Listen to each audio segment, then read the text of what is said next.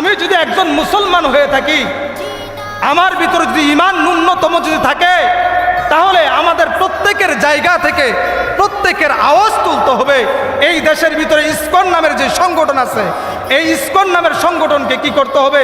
সিদ্ধ করতে হবে। এটা প্রত্যেকে আমাদের প্রত্যেকের জায়গা থেকে এটা আওয়াজ তুলতে হবে যে ইসকনের সংগঠনের প্রত্যেকটা লোক আমাদের মুসলমানের ভাই বোনদেরকে যেভাবে নির্যাতন করতেছে। আপনারা দেখেন নাই কিছুদিন আগে কালিয়াকুরের ঘটনা? 11 বছরের মেয়েকে 3 দিন ইসকনের 3 দিন সে দর্শন করছে এই মেয়েটাকে। এরকম টঙ্গী গাজীপুরে এক বড় আলেমকে তাকে এমনভাবে তার উপর অত্যাচার করা হয়েছে। দেখেন 92% মুসলমানের দেশের ভিতরে আজকে মুসলমানদের নিরাপত্তা নেই। 92% মুসলমানের রাষ্ট্রের ভিতরে আজকে মুসলমানদের নিরাপত্তা নাই। দেশের ভিতরে বিচার কোনো কিছুই নেই। দেশের এমন এক অবস্থা চলতেছে, গার্জিয়ান বলতে কিছুই নাই। আজও পর্যন্ত আমরা একটা দৃষ্টান্তমূলক কোনো বিচার আজও পর্যন্ত আমরা পাই নাই। অথচ আমরা দাবি করি যে 92% মুসলমানদের রাষ্ট্র এটা।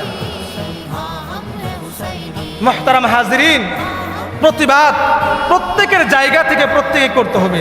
আজকে যদি চিন্তা করি তার উপর আসছে, আমার উপর তো আসে নাই।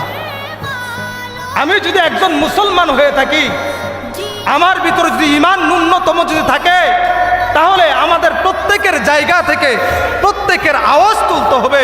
এই দেশের ভিতরে ইসকন নামের যে সংগঠন আছে, এই ইসকন নামের সংগঠনকে কি করতে হবে?